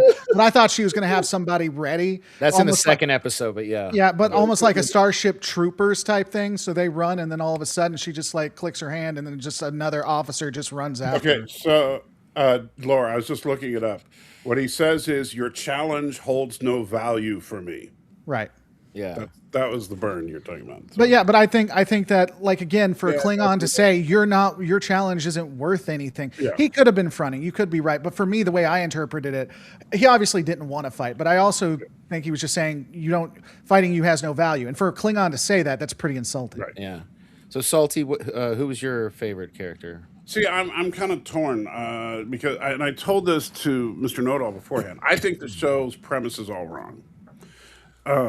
I think based on the characters, you got to give us a baseline. Hang on, you got to give us a baseline. What do you think the show's premise is before you tell us that it's all wrong? Well, that's the problem. The show doesn't know what it wants to be. It wants to be I think it part, does, but it doesn't. It's it not wants to be part leaning into classic it. Star Trek and part high school drama. But And hold on, but I think that's not. I don't think it's part. That's what you have. You're in Starfleet Academy. What do we expect them to all be? yeah, but they also decide to make Starfleet Academy into a ship so they can also go out on missions and It's try a to do it. convenient. Like we haven't had contrived elements in Star Trek No, before. I'm not saying there haven't been. But I This think that's show a is little made for like my kid, my kid's age and range in age. No. I'm not giving 17 it a to pass 27. because of its intended audience. Either be a Starfleet Academy show or be an exploration show. I don't. No, It's not an it exploration is, show but though. no. Listen, you can't. Okay, hold on. You I know have a what? problem. What do you think is going to I have a happen in problem the with- next episode? They're going off to wherever they said that she went to. Okay, so I wouldn't like that because that would be contrived. But I will say this: it's kind of grown on me that it's a starship, and hear me from a in-universe standpoint. And hear me out on this, Salty, because. And we need to talk about the War College at some point, so let's make sure we get that into. But the Starfleet is supposed to be the science version. I think they actually have now a science and a military version, but we'll save that for later. So it would make sense that the college, the university, whatever, is an actual ship, so they can take the students out and stuff like that. It's growing on me in a little bit because I didn't like it when I first, but the more I think about it, it seems like they it makes sense that they'd want to build it that way. But just as a critique, when I'm thinking about it, why are you going to send your Starfleet Academy ship, the ship with all the cadets, without a escort? Like, I don't know. Right. That made no sense to me, too. Like, I get it might be a powerful ship, but still, it has literally the entirety of Starfleet Academy on it. You might send at least one escort with it. Right. So nobody, I guess everybody just assumed my favorite character was the one by the wrestler, right? So hold on. I hate to break it to you. I still haven't gotten to say mine. Hold on. Danny, we pick on you enough. You don't need to self-flagellate. Nobody thought anything about who your favorite character was. So first off, can we please first set out Dork's mom? I have been very nice to him. Oh my God, really? Right now, so please know that I have been the nicest. Besides the little tiff we got into about the 20-year-olds and stuff like that. Hey man, it's called NerdFights. It's called NerdFights. No, I do not want. No, I know what can happen to a. Well, I don't know if we joke about that stuff anymore. I don't want to get in trouble, so that's all I'm saying. No, Smoke, I completely agree with Same. that. Actually, Same. You know. I agree with that. I do, regardless of what my feelings may be about some of the nitpicks. I do agree with you. I think this is definitely the kind of show that if me as an experienced person could sit with someone and as a younger person's asking questions, I could be like, oh, you know well, no, this is a reference to a thing. It's what Danny said earlier. I'm sorry. As we were describing stuff, we sit here and go, you want to see where that came from? Let me show you. That's what we did with my wife and I did with the Tribbles and with some other stuff that she got into seeing it. I'm just saying, like, I'm just let me finish my thought. Like that's that, and I'm done. Go. All right, so to Smoke's point, no, I would never, and this is going piggybacking off what Laura was saying earlier. I would never sit down with my daughter and watch a hypersexualized teenager show. I'm sorry. What was hypersexualized? And I think Laura's right about that. 20-year-olds, okay? What was hypersexualized? Okay. What do we? But no, you know what? That's not a good example for your kid. Thank you. I'm like hypersexualized. What are you talking about? They didn't even kiss, so man. just Saved by the Bell characters did. Yeah, I know exactly. Okay, so on Saved by the Bell, they had a scene where they were backlit by a beautiful blue backlit, and you see the silhouettes, including their curves. Just so we're on the same page, can you point me to that? What scene are you even talking? I don't know. It's in the very first episode. I'm sorry you guys didn't see it. I haven't watched Saved by the Bell as intensely as you have, sir. So unfortunately, I don't know about that scene. You got me. I'm a huge Saved by the Bell. Controversial. You got me. You know, my secondary channel That's your new- is Saved by the Bell lore. You got me. I'm a huge. Okay. Let's see if you guys get this reference. Time out. Hey, it worked. Wow. All right. So that was from Saved by the Bell. So my favorite character, since I didn't get to answer that. You should have froze when you did it. Time out. Just all of us froze. Yeah, Sorry. exactly. Right. Was the WWE Women's Intercontinental Champion Becky Lynch, Lieutenant Ya. I mean, she was the only one who took a bump on the bridge when only one that hit the floor. And my man Paul Giamatti was flirting with her. He was like, that was that they were like, hey, we need someone to take a hard tumble. pro wrestler. Get over here. Yeah, she's Literally. like, she's I like, don't I even know got it. which character is the pro wrestler. Lieutenant Ya. She had the she's short wearing- hair, the multicolors. I'm sorry, I don't know any of these characters by Tactical name. officer Ya. Lieutenant which- Ya. Hold on. Hey, He hey, knows Mr. that she's the Nodal. tactical Hey, officer, Mr. bro. Nodal. I have no clue who they are. Hey, yet. Mr. Go ahead. O'Neill, I just want to say you're absolutely right. And I want you to check Discord in a second, but you're absolutely right. There's absolutely not one piece of sexualization in this show full of 20-year-olds, which is much more because if they're 19, they can't do it. But if they're 20, if they're 19, if they're 20, it's okay because that's apparently important to you guys for some reason. But I just want you to know that you're absolutely right. And there's no sexualization in the show. Don't check your Discord in about 30 seconds. Nice. Jeez, And then Bill's pointing out on this episode they barely held hands. They basically had long looks. They and a bunch barely of held talk. hands. Get you guys, true. whatever. I mean, they were gonna justify it. kiss. You're right. You're right. And you know what? They're all nature. What were you saying? Nature documentaries and stuff like that. Justify it however you guys want to. It's whatever. You mean? Hold on. You're trying to tell me the ship Wow. doesn't have the ship doesn't blatantly have?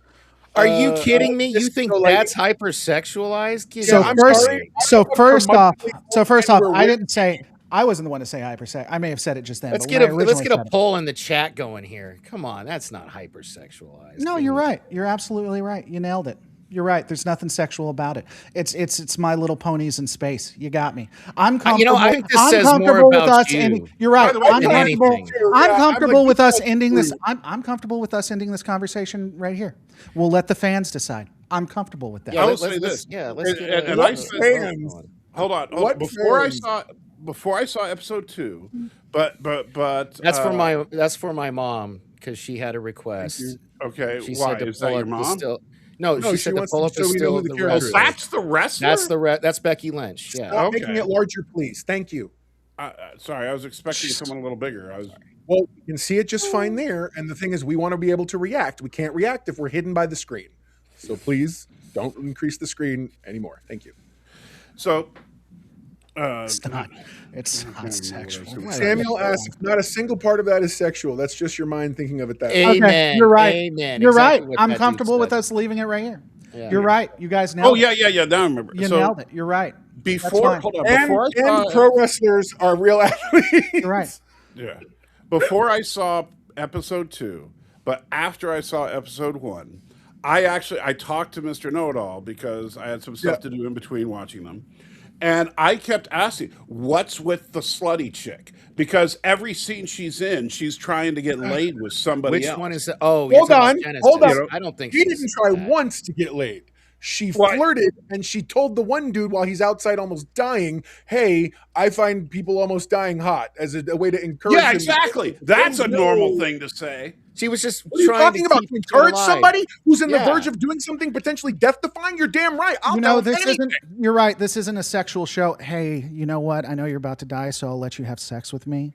She So, said nothing you know of what? the kind, You know, and I'll you let saying you- that I'll let is you- 100% incorrect. You know I'm what? sorry, I'll tell you there's what. reality, I'll tell you and what. then there's Laura's Let's do this. reality of what's I'll tell in you his what. head. I'll tell All you I'm what. saying. Maybe I'm wrong. I have a 4-year degree in film, so maybe I'm taking it wrong. Pull up the blue image again and tell me what's happening in that. Tell me the reason for that scene. What does that pull up? Tell me the reason for it from a film standpoint.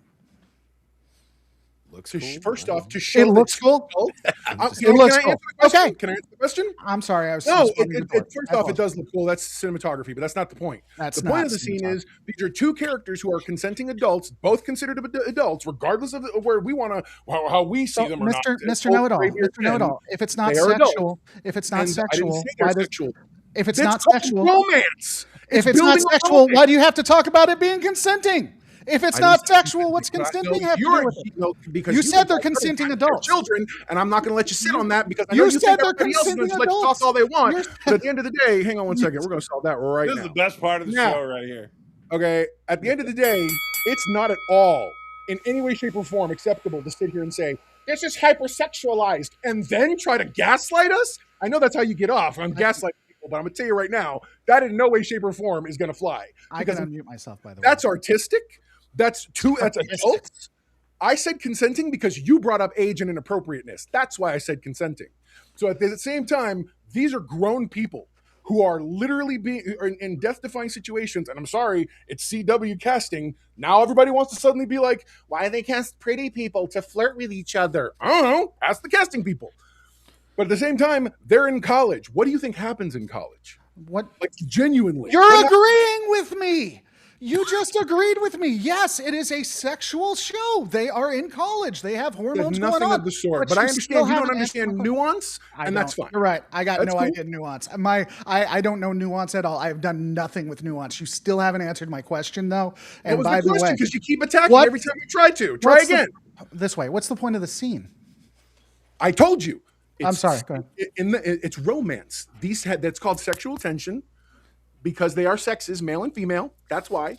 And at the end of the day, we want to try to show that there is potential there for them to be a thing. But then the next hold on. blow that out of the water. Time out, both of you, time out. So just to be clear, Laura, and I agreed with Laura, Laura says that this scene is blatant sexuality. You're saying it's romance to build sexual tension. Yeah, because they're going to Okay, eventually. so wait. Isn't that saying the same thing with different words? No, but because he's making it sound malicious, I'm saying it's part of the storytelling. You don't like the storytelling, don't watch the story. Let's self-correct. Why do you think it's malicious? When you say that, why do you think it's malicious? You said that I was doing it in a malicious way. Why am I being malicious? Because on purpose you're framing it in such a way as to make it something dirty, whatever. And I'm like, it's not. These are grown-ups. It's These a are grown-ups Star Trek high show. tension. So, Can I finish answering your question? Or are you just going to talk over me because you don't actually want the answer? Then you want to turn around and accuse me of not answering your question when you don't give me an opening to answer the question.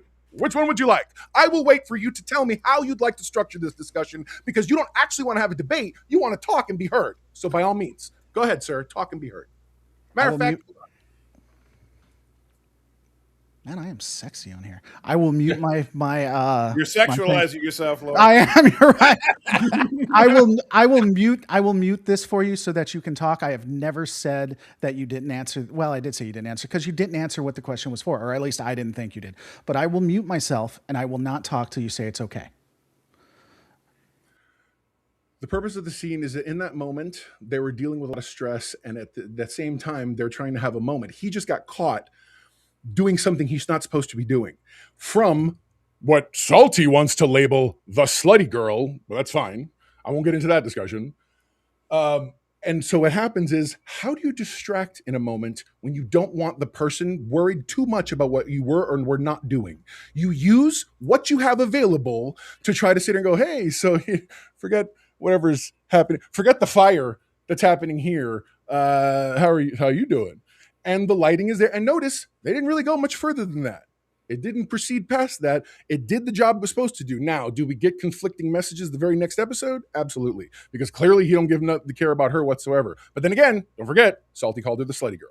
So whatever. I called her that before I saw episode 2. I prefaced So it. on a much lighter note, what'd you guys think Well, hold about on. Can I Stephen respond? Colbert as Can I the respond? team? Hang on. I muted myself and allowed him I to know. answer. That's what I'm gonna say. Now, Laura, can come back. Especially since he went completely off on me, I made sure that it's okay. So let me have my response. Now it's Laura's turn. Because here's the thing, my fellow friend, we're literally, to Salty's point, saying the same thing, except you're wanting to add context to the story when that wasn't what I was talking about. I was just saying that there was sexual stuff in the show itself. We both can be right. It can be a table and made of wood. There's context to why they're at where they're at, right? I'm pointing at this screen, by the way. It's you guys. I get I don't know why you're doing that. Good. So I'm pointing it at that. So it has sexual stuff. I never said hypersexuality, though I did agree with it after Salty said. I will step. Right now, I will step back from that, but I do think that it has sexualization in it that is unnecessary. I think there are, and yes, I am an older guy, and I don't think that, I think that certain poses and things might be inappropriate because I'm 40 fucking plus. I'm double their age. Okay, now maybe that makes me a curmudgeon, and that's okay. I think it just makes you uncomfortable, and you're exposing a lot more about your inner psyche than I think you'd like. You're right. It makes me uncomfortable. You're correct. You nailed it. Thank you for adding that to that for it. I appreciate that. I feel like Danny felt left I out. appreciate that. feel like I that's why appreciate he- that, Dork Knight. Let's I kind of appreciate conflate things. Hey, Dork Knight, what topic did you want to bring up? Because I can't wait for us to discuss that one. Go on and tell Hey, us. what did you think about Stephen Colbert's The Digital Dean? That was a fun little thing, right? I'm just trying to lighten the mood. I I'm didn't just even trying to realize- lighten the mood. So you take a shot at me saying that I'm uncomfortable and I somehow Only to go to something I very- somehow covet 20-year-olds and I'm trying to put that off. I on never you. said that. Whoa, You're man! fucking- See, I just never said exposing that. More of your I inner never psyche, went out and bro. said that, guys. Guys, I Preacher don't said know this, what though. he's saying. Preacher, I think never you might said be that. onto something. I think Preacher's onto it. Yeah, nail on Yeah, the head right that's there. right there. But you Well, never you know, said hold on. you never said it, Dan. Let me rein Go this ahead, back in. Salty. for You just- haven't had a chance. Hold on. I didn't know it guys. was Stephen Colbert. I didn't know it was Stephen Colbert, by the way. Yeah, it was Stephen Colbert's The Digital So, Dean. first of all, I never got to talk about my favorite characters. So just to make that clear, That was 30 minutes I ago. tried to like 18 times, but you guys kept stopping me. Go ahead, guys. I'll listen. Yeah, as you pull out your book. No, if it was actually his book, like the book Danny wrote, that would be awesome. Go on, Salty. You have a So- book so- that you wrote? All right, so I was pleasantly surprised by the Jem'Hadar chick. However, I didn't like the way she was written because she literally would walk in and say, "Hi, here's my name. I'm part Jem'Hadar, part Klingon. Here's the Jem'Hadar line I'm from. Here's the Klingon." And I get it. You know, it's too condensed as far as they're throwing all this exposition at you about her in her intros. That feels totally inorganic. However, overall, pound for pound, I think best character in the show, unfortunately, was a guest star, and that's Paul Giamatti. If I had to pick a character that's a regular on the show, I would honestly probably pick Holly Hunter's character. She did some great acting. She did some great acting. It's not her acting. Okay, chops, pause there, Laura, or not Laura. For God bless, forgive me. Pause there, Dork. Okay, I don't know if she looked great. Continue, Salty. I'm sorry. That's okay. So no, here's the thing. I like the fact that they did a good job, and this is, I'm complimenting the show here, just to be clear. I think they did a good job at establishing why she left Starfleet, and the fact that she's being brought back in, and because things have changed, and she wants to help make things better.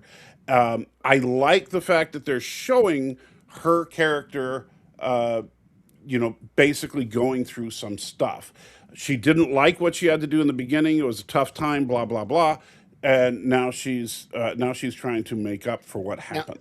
I want I'm to. totally doing the thing I accused Danny of doing. I'm sorry. You can call me out, bro. I'm totally doing. I did the same thing. Danny's just never going to let me finish anything. But go ahead. Danny. Oh, I'm sorry. I thought you were. No. I was gonna- Go ahead. You already stole my thunder. I actually don't even remember what I was going to say now. I'm sorry. Of course. No, okay, I do. Oh, he was literally going to finish it, and you just interrupted. He was him. going to tell me about how I'm psychologically attracted to Holly Hunter or something. No, I was just going to say. Yeah, why are you guys going after me when he's talking about chicks being? Yeah, real quick. Can we actually bring up for 2 seconds a real thing? Nader Tot just said, I felt the conflict resolution with her character was too quick and felt unearned to me. It felt like it was over in a span of like 10 minutes. That's a result of how short we don't have 20 episodes like we used to have, where you would normally get that over like 5-6 episodes of exploration. They had to like cram it in quick. So by the next episode, they're already making up and like, that's all right, we're working together now. That's great. We're going to go find your mother someday. And it's like, what are you going to do? That's a symptom of a bigger problem that Hollywood has because of streaming, I believe. But no, what I was going to say was the scene where. The scene where Holly Hunter's character, what's her name? Captain. What's her name? Captain. What is her name? Nobody has a normal name. I know. Nala Ake. Yeah, they all have Star Wars Ake. names. It's weird. Yeah. So Captain Ake, when she goes to the Tarothan prison, I thought that was really good. I thought that scene was very good. You know, when she's like, "I've been looking for you for 15 years." That scene, you know, I thought that was a really good. No, she actually. I think Holly actually brought her A game. So I'm sorry. So I did not mean to. I thought if you remember what you were going to say, please finish. I apologize. No, unfortunately, I don't. One of the exactly. three of us will interrupt you. Don't worry. Just go. That's ahead. okay. Well, I was actually just thinking about how Mr. Know-It-All is probably talking about the artistry of that scene, and I agree with you, and I think that there's another show that's really artistic that you'd like. It's called Sex Trek: The Next Penetration. Really, really good. Okay, you would really appreciate the artistry. Listen, no, guys, before you get on to them about it, they're 20. Okay, so it's okay. Yeah, it's 20 okay. years Sex old. Trek, they're all 20. They're 20 years old, so it's all right. It's fine. And by the way, He's not letting that so go. you know, my fellow brother in Christ, know it all. Show all the comments coming after me. Do it. I don't care. I want to. Do it. Don't think like I don't notice you doing that. Please, God, do more. Okay, do it. Come on. That's all right. man. You and me, because this is a nerd fights, right? This is WWF. You and me, we're the ones that hate each other for this round. So that's okay. Do it, buddy. No, but it also, I get what you're saying about they're trying to set up the mood and all that. I think my problem with her in episode 1 is that they try to establish a sexual tension between her and like 5 other people. That's true. I will go with you there. And that's what I talk about. Hypersexualized. That's what I'm the talking. thing is, we live in a world where they've made it okay that. And by the way, I have no issue with women owning their sexuality. Fine, but they've made it almost a weird badge of honor that everyone's got to be when they're at college. They have to go body through their count and all that or crap. something stupid, right? And I'm like, I don't necessarily know that I agree. But that doesn't mean I want it normalized. So Laura, my 2 daughters or stepdaughters are watching right now, and they're 20 and 23. Oh, you're fine with all this. No, and they just texted. I just got a text message. Can you please tell Laura? Can you please tell Laura he's creeping the girls out with his obsession? This is coming from actual 20-somethings. I got it. Creep them out, man. Hold on, between your mom and now your kid, you don't get to stop sticking people on us. 2 of the kids. His family is obsessed with me. I get that his family is obsessed with me. I understand that. But listen, man, I got it. You like watching 2 20-year-olds look at each other in this with this come at me eyes. I'm not comfortable with it. I got it, man. Hey, please stop sending your family after me. Hold on, Laura. Please stop sending your family after me, dork. I can't take it. Hold on, Laura. Let me just say this, because in Danny's defense, he's obviously he's comfortable with his sexuality. He's comfortable with the idea of polyamory. He's comfortable with the idea of big body counts for 20-year-olds. And he's willing to talk to his 20-year-old daughter about that and say how awesome it is. So I do think this is worth having a conversation about. That was so awesome. Imagine if they had a Delton at that school. Salty. Oh man, if they had a Delton at the school, it would literally be the next penetration. And upload it to my channel of over 130,000. I'm gonna make you fucking famous, dork. Oh man. Oh, that was Dork Knight's channel just goes skyrocketing. Bill brings up a good point. This is far less hypersexualized than Strange New Worlds or even Voyager. And I'm especially Enterprise, those decontamination. Oh, totally. Hold on. Let me. They were 30. I have said consistently for decades how much I do not appreciate the cat suit wearing females from the Berman era. So I don't think, and I thought this. Hey, I thought this. Yes, smoke. I thought this when I was 25, dork. Okay, so just. So that's because they were 20. Yeah, 20 at the time. If they were 25, you would have been okay with. Oh no, I thought this when I was 25. I just don't think Trek has ever done well when they tried to do sexualization and stuff. No. Hang on. I'm sorry. Everyone knows TOS. We know Yeoman Rand wanted the captain's log. Oh, she got the captain's log. Stop it. No, she did not. No, but you look at TOS. But was she 20? That's what I'm worried about. But if you look at TOS, they were. Everyone will argue it was the 60s, but I don't know. I mean, they were. If we all agreed that Star Trek, you know what's interesting about the original series is that Kirk even talks about the fact that he has an attractive female yeoman, but he's not allowed to notice. I remember that one of the captain's logs. Yeah. He's lamenting. And I'm not allowed to notice. He's like, I don't know what Starfleet was thinking, giving me a female Kirk was yeoman. actually a professional. That's the one thing I think about Kirk. He was a professional. Wow. He was right. He made sure there was. It's like he did not bone his crew. That's what I always thought that was hilarious. I'm like, why is everybody suddenly going in for Picard? What's going on there? Right? Yeah, that made no sense as far as But yeah. Well, Anyway, we kind of dipped our. I mean, we're an hour into talking about Well, episode 1. Let's talk about episode 2. I guess. Yeah, I was going to say I want to talk about season because I'll say this. We don't have to start with it. We can end with it. I'll say this, and I told Mr. Know-It-All this. I think one of the most Starfleet and Federation things, like one of the even Legacy Trek things, happened in season 2.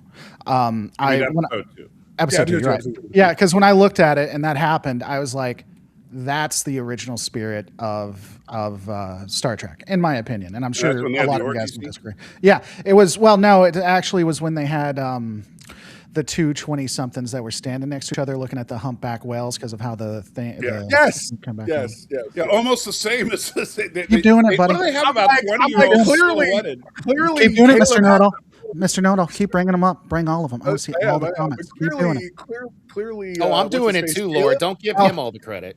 Clearly, Caleb has a move, and that's finding the deep blue light, the shadowy sort of effect. And you're okay, I'd rather you do that, Mr. Dork, than continue to send the females in your family after me. I didn't, man. I didn't. I didn't know the girls were watching. I believe you. I believe your mom didn't come to my channel on purpose. I believe you didn't reach out to him to come at me. I believe you. I did. I believe you. I don't know why we're still having the conversation. It is a YA show. That's one of the all of the things we have a problem with is because it's a YA genre. Well, I love The Flash. Would you? But also, here's the thing. Remember, too, YA means a lot different today than it used to mean. I'm not saying that's right, but I'm like, and the people who are writing this are closer to that generation than we are. Because these are not older, experienced sci-fi writers writing this. Like you said, these are Gilmore Girls writers who the girl from the dating life of Gilmore Girls and how that whole show panned out. Tawny something or other from Lower Deck. She's one of the writers. Is she? Is she credited? Tawny, the actress, is Tawny Newsom is a writer. Yeah, Tawny Newsom. Yeah, she's a writer and producer now. Does she have? Not that she can't write something good, but does she have any experience writing? Is this her first time doing it? I'm not saying she's doing it badly. I'm just curious. I don't know. Last couple seasons she was contributing here. Oh, was she? Okay, I didn't know. I was just curious. I think, and I know she was supposedly working on a side project that was also supposed to be some sort of a Star Trek comedy, live action comedy. Yeah, they were going to do a live action with actual Mariner or whatever her name was, right? I thought that's what I heard. I don't know how true it is. Maybe true. That. So anyway, what are we talking about? Season 2? We talking about the humpback whales? Or episode 2. So the guy. How come the Beta-Zeds aren't? Why are they using sign language? All of them. Why are their eyes completely black? That was my biggest beef. So they're supposed to have black eyes. Okay. I don't want you to get your grandma after me, so I won't say anything. Hold on, real quick, just so that Laura is aware. So Tawny Newsom is an established writer because in 2013 she wrote "Too High to Rap," a short film. I stand correct. That is her entire writing credit prior to Star Trek live action project and Starfleet Academy. Hey, just for a second, don't yell at me. I swear it'll only be for a second. But Lore, when it comes to my family, what's that say? You will not live in fear. Yes, my friend. You will not live in fear. Of your family? Yes. What's your thing about people silhouetted against? I don't know, right? Are they 20? Is that okay? Can we look at that? So, what was the original? What were we? Oh, because I had to go back and look at it because I didn't know either. And on my show, I was like, why are they doing sign language? That doesn't make any sense to me. The actor and the character who is the head of Beta Z is deaf. He's deaf in universe and he's deaf in real life. And so that's why they're doing sign language and stuff. And I'm going to go ahead and proactively address this because some people had an issue with it.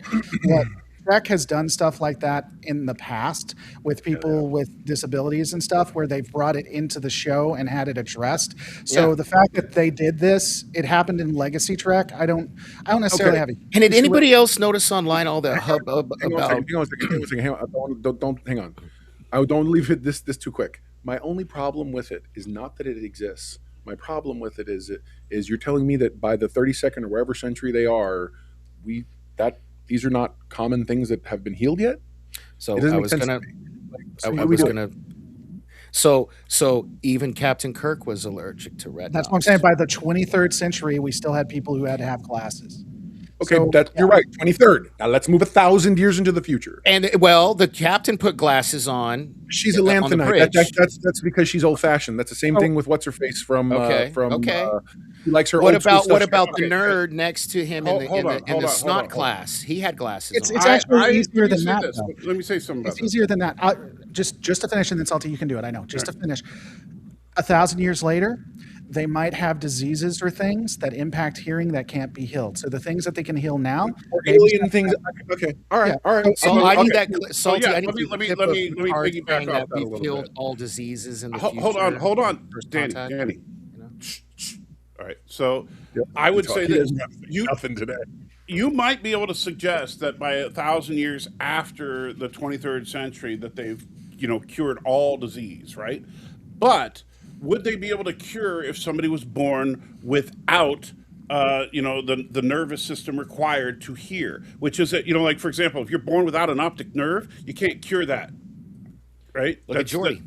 Huh?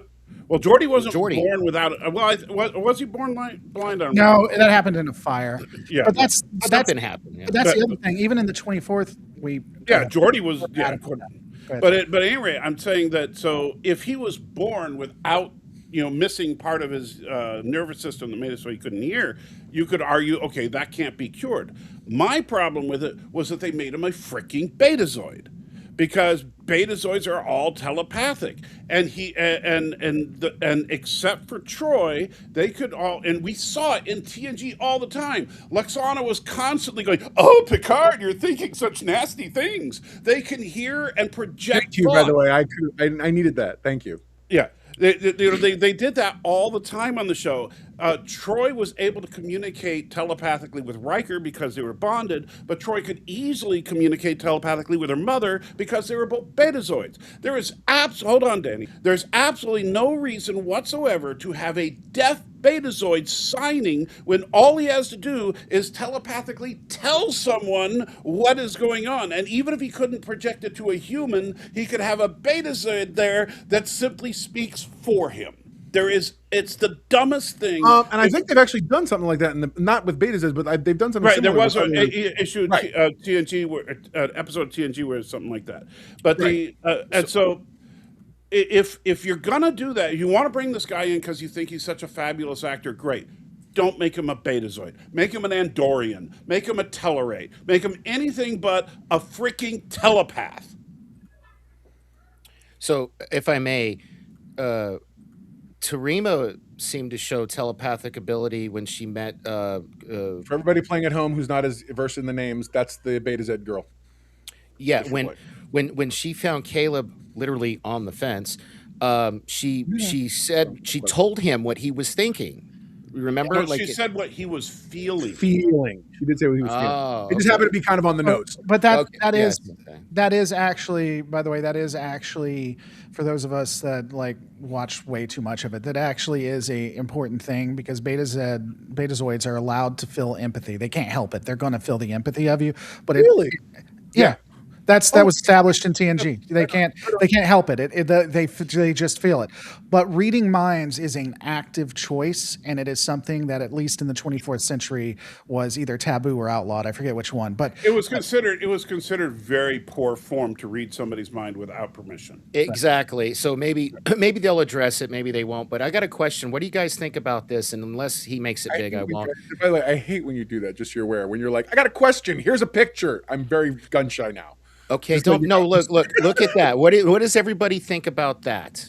Do you know Well, what I I'm think it's stupid. About the stubby footed person. Wait, she's a hippie. What do you mean stupid? the She's bare feet? No, I'm just she's wondering a what chancellor. She can do. I know. I'm moving it so we can react now, Oh, bro. sorry, I was trying to as well. Sorry. Okay. The feet thing. One, she's a hippie, and they kind of established that, so I was able to roll with it. And she sort of says, she gives the whole grounding excuse, which is whatever. Grounding, for those of you playing at home who doesn't necessarily maybe know, it's when you touch your feet against a surface of some sort, usually connect to the earth. I don't know how it works with starships, but whatever. Yeah. And but at the same time, yeah, I mean, it's their quirky way of having her show, just like her curling up all kittenish on the in the captain's chair with her reading a book, like it's the sofa in her Okay, living cool. room. I didn't have a problem with it either, Okay. but online, a lot of people seem to have a so problem. here's my thing with it, and I don't know how Salty'd feel about it, but here's my thing. If the director of NASA was in front of the head of the United States Naval War College and the top admiral of the U.S., like the top admiral of the United States. Is that appropriate? I get you agree. It is completely a storytelling thing. She is the chancellor. She is the head of NASA, is what I'm saying. That's what I compare her to. The head of NASA. But she's just been so she's trying to I felt like it was a flex more than anything, especially the way she talked to him a little. She was purposely a little bit disrespectful. She is a high-ranking Starfleet officer and the chancellor of the school, and so she now has no right whatsoever to scold one of the students for being out of uniform, because she's walking around barefoot in an area that they even point out that you're not allowed to be barefoot. And so what happens if a student does? Yeah, well, that's what a lot of people. That's what a lot of people have been saying with the barefoot thing. That's kind of why I wanted to bring it up. I need people. I had a problem with it because, look, see, I didn't. But, you know, as a person who was in the military, I couldn't even imagine if a high-ranking officer was walking around barefoot around base. And when they're meeting up with a visiting general or something, that makes no sense. And talk about grounding to him, not to interrupt, but to just back up what you're saying. Bring up the pseudoscience of it's grounding. Yeah. So I think that now her curling up like a kitten on the captain's chair, I have no problem with that, right? Because she's a tiny little lady, that kind of makes sense. All right, fine. Well, and she was reading a book, so that's always hot. Did anybody else? I love the fact that the chair it was like she's in a car. It adjusted for her. I actually thought that was a nice touch too. Because they kind of did that with Archer. Remember, they had they replaced the chair. Remember, for Archer, and he like, I like the old one better. You know, so I little touches like that I'm fine with. I think that it was completely unprofessional for her to be walking around barefoot. I didn't like that at all. Bill points out that it is established by military standards or protocol would be considered inappropriate. That was a conversation that happened briefly in that moment. And because she is the chancellor, she has to hold herself prerogative. Captain's choice, captain's prerogative. I get it. So we want the chancellor of Starfleet Academy to be a do as I say, not as I do person. Just Imagine, so we're on the same page. Yeah, let's put this in proper context. Mom used to say that to me. No, hold on. All three of you started talking, but it was only Mr. Know-It-All that gave me that face. Can you please repeat what you just said? Because I said, aren't we all kind of as adults? Don't we all just sort of live in that weird like do as I say, not like we teach our kids don't do the things that I did when I was younger because it's bad, which I agree with. But I'm saying we're living contrarians in terms of. But I'm with you. I get what you're coming at, and because like Danny teaches his daughters that polyamory is awesome, but he doesn't. That is not true. That is not true. Dude. That is not true. Stop. It's not even funny. I told you. I do agree with Smoke. I think that's how I took it. Maybe she did, but you know what? Okay, so I'm going to West Point because I'm thinking about becoming an officer. Hold on, Mr. Noto. I'm going to West Point because I want to be an officer in the United States military, and the commandant of West Point is walking around the grass barefoot because he wants to connect with nature, and that's not professional. That's not going to happen. Is that commandant like 400 years old and had to be begged to come back to work? You know how many? That's another point too. Is as a 400-year-old character, and they do the same thing with Pelia on Strange New Worlds. They kind of give them a level of deference because of their like tenure in life. That they're like, look, you can tell Pelia was not 400-year-old guy. Okay, Pelia was literally not the commandant of Starfleet Academy. She's the ship's engineer, though, isn't she? The chief engineer. I know, but here's the thing: you guys what's funny is you keep acting like somehow because the behavior that matters to everyone, and this is how I took it, is not what she does in the off time.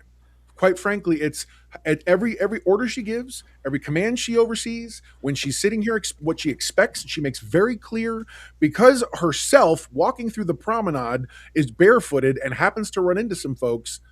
I don't necessarily know. So here's the problem. Wait. Let me say something. I got a real good point. You go first, but I got a real good point. All right. That would be fine if she was nowhere near Starfleet Academy. You off time for the chancellor of the academy, and I'm just telling you from military experience. If you are a high-ranking official of a military base, your only off time is when you are not on base. She cannot claim off time if she's walking around within Starfleet Academy. Go ahead, Laura. I think No, you're hold on, forgetting. hold on.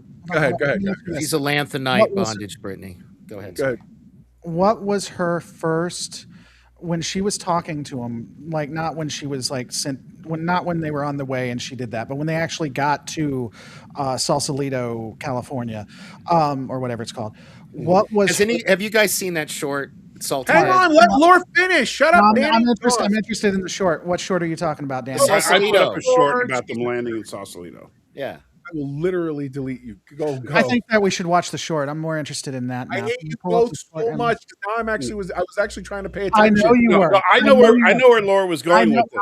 I know you were, and that's sorry. why I'm Please punishing continue. you so that you can get your co-host under control. So that's why you're being punished for it. Sorry. I would love it because it really contradicts everything you just said. But you know what? I'm comfortable with us just leaving it right here. So that's Oh, don't do No. that. No, don't do that. I'm comfortable with leaving you. I hate you so much. So her speech to the first officers, like her official speech once they're in Sausalito, the Right. first thing she tells them is, you know what you do? You make your bed. You follow directions, you follow the policies, you be Starfleet officers, you make your bed. And even before that, what did she fight with him about? Putting on a uniform. So those two things. So here's the thing, and here's why this is important.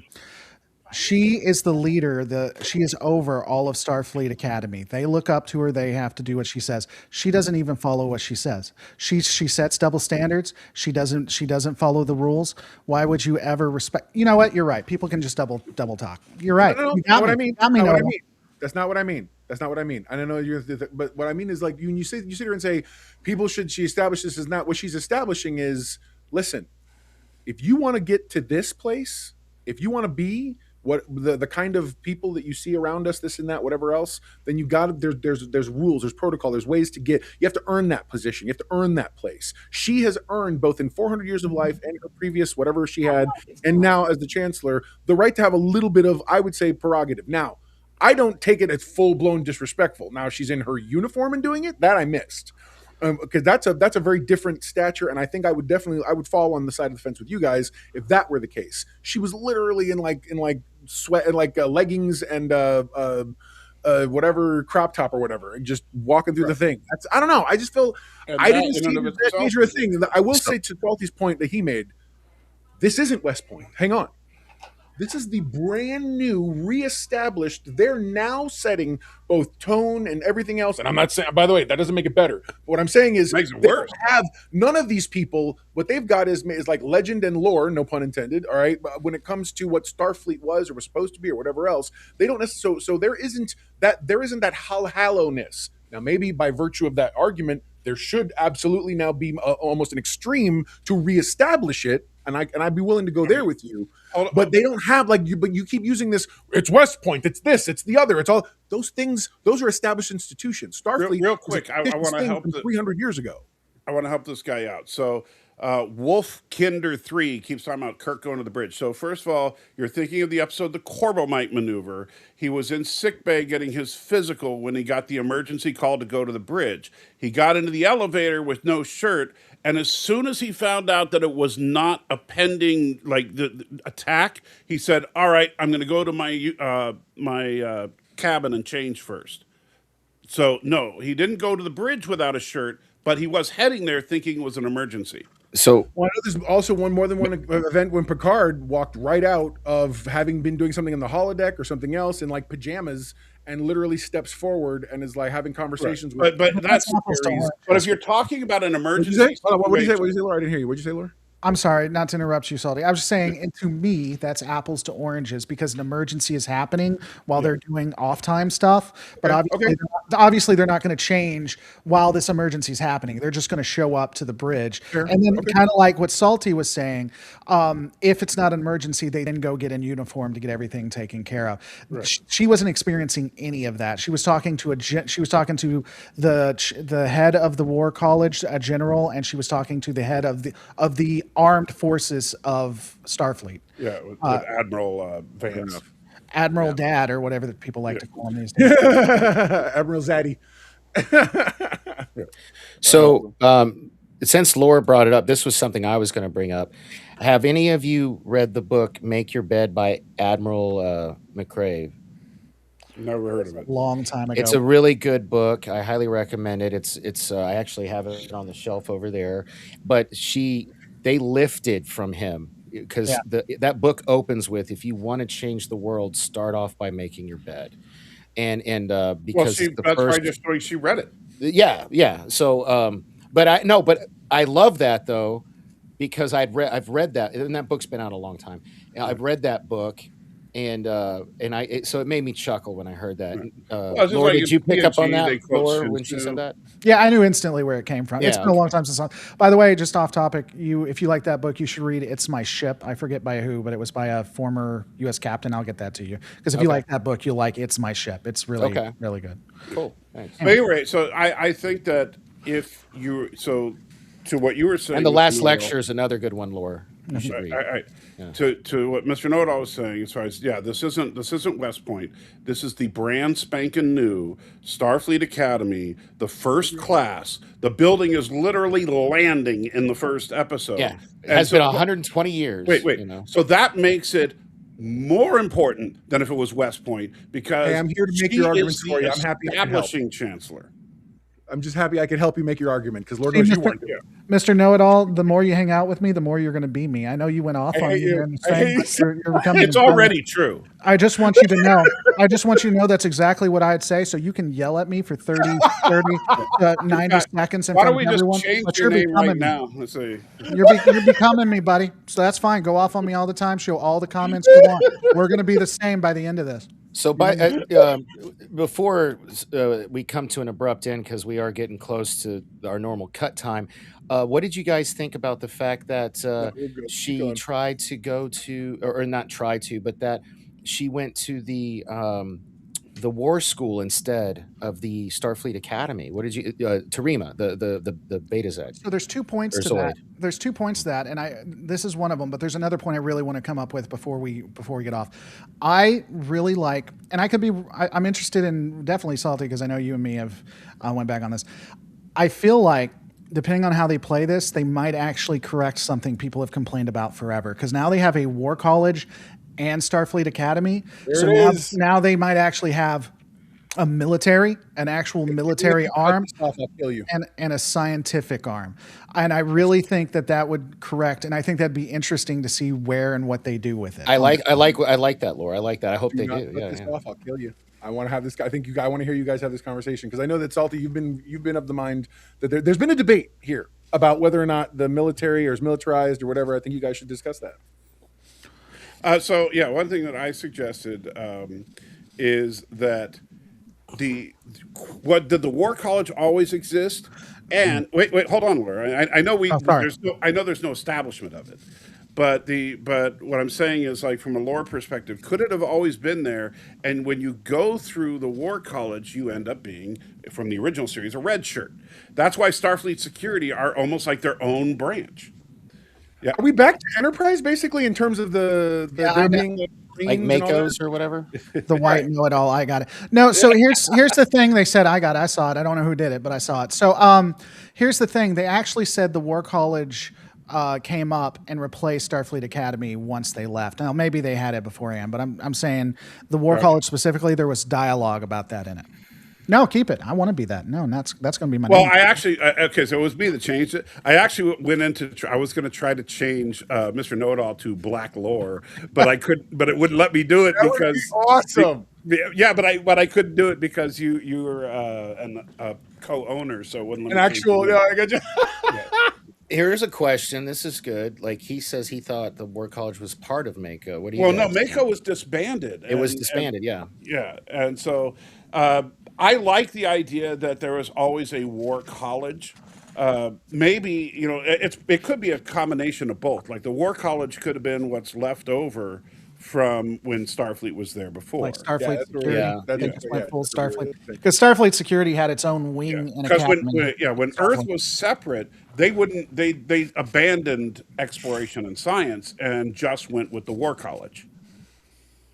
And so there was no need for Starfleet Academy. Okay, so real quick, because I know we're leaving. Seriously, do not turn it off because I want to see, because I think you're going to disagree with me, Salty.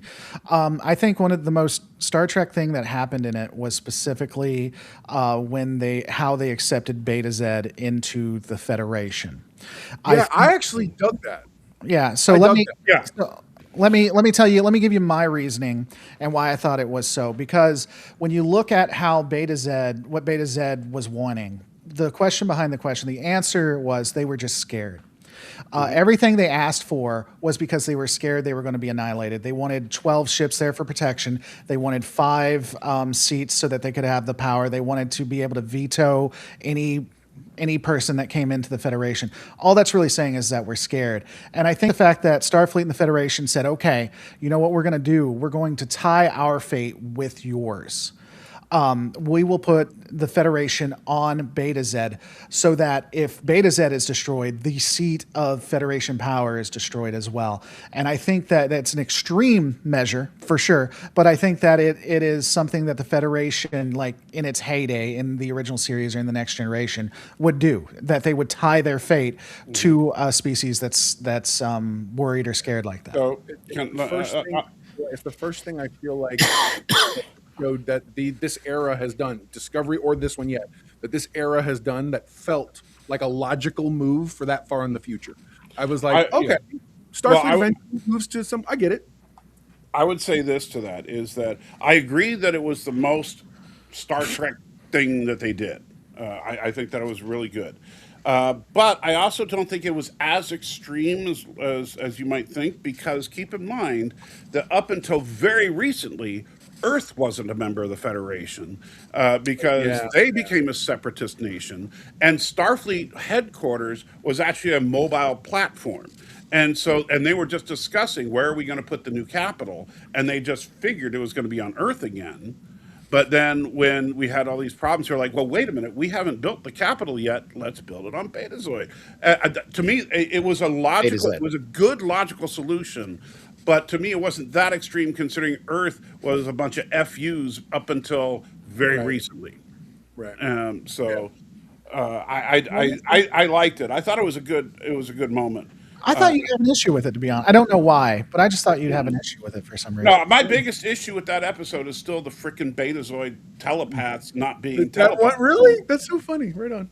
Because here's the thing, like Danny was trying to say, oh, this was made by fans of Star Trek, and don't get me wrong, Dan, I'm not trying to rail on you, but if you're look at my subtitle, and you guys know, anybody that knows me knows this, I am a hardcore sellout for the original series, right? And so and as far as the Berman era Trek, I think Deep Space Nine and Enterprise were really good. I thought that Voyager was pretty bad, and I thought TNG was really bad at the beginning and became good by the end. But you know what? I've never been a hardcore fan of the Berman era, but I know full well what a Betazoid is. And so I understand how they work. And that's why I compared it to, it would be like if you did something where you had Vulcans, but now they have laser eyes, and you just say, oh, they have always been able to do that. No, you can't. That's not how they work. If you're going to use an established race and that has established traits, then you have to go with that. If you want to make up a new race of empaths, then go ahead. But that would be stupid. Of course, they've already done that when they decided we're gonna cut and paste the Elorians into the whatever they call the white lady. Oh my gosh, the Lanthanites. Lanthanites, thank you. Yeah. So because they can't have their own. They can't have the. I just looked it up because you guys kept saying I was crazy or acting like I was crazy. Betazoids in Star Trek have completely black irises, which is their primary distinguishing physical trait. None of the Betazoids in this show have completely black eyes. None of them. I didn't notice that either. It was most noticeable during the flirting scene on the out in the mezzanine. I'll be honest, I thought about it for a second to look for it, and then I forgot to.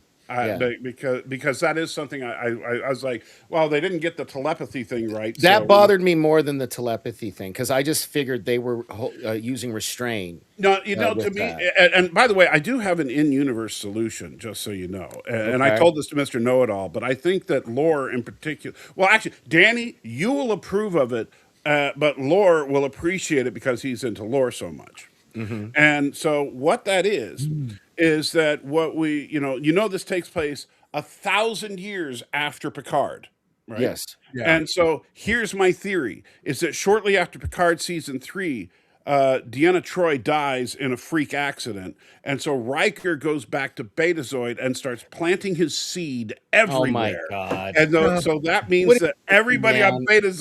Let's descendant from let's- Riker. let's hear him I out. stopped drinking and Hold saying on. outlandish Hold stuff, on. so you He is have Let's to- hear him out. He's the Genghis Khan of Beta Z. And so because of that, their genetics have been diluted with human DNA, and they can only read emotions now. And they have irises that are more like human irises. My kids are never going to watch me again. This was the show. He was like, I told them, just watch this once. I was like, I'm not going to say anything bad or inappropriate. I won't cuss. I slipped halfway twice. And then Salty in lore. What's What with all the did I sex do? talk? The uncomfortable sex stuff from earlier. Now he's wanting to sexual. Come on, guys. Come on. Clean up. your I'm not act. sexualizing anything. I'm just talking. I don't know, about man. I'm seeing a sex. pattern. That's all I'm saying. I'm sorry. I'm sorry that I talked about a show that has 20-somethings that uses sex to encourage a guy to survive. I'm sorry that I brought up what was actually. Now in this the would be show. a good place to end the show in the middle of that. Whatever. I thought he was doing that entire thing. I thought he was going to be like, and this is what happened. I swear to God, I thought That's what about it, but he I was didn't. doing. But so what do you think of the Riker thing? I think it's genius. I think that's what. It doesn't matter what you think. It was a rock reference. Never mind. Sorry, I've never watched WWE or whatever. Thank you. You don't Laura. watch real athletes? I don't. I'm too busy watching nature documentaries. That's right. That's right. He's too busy watching 20-year-olds having sex. Oh my God. That's awesome. Oh God. Right on, man. I love you guys. People probably think we hate each other. This is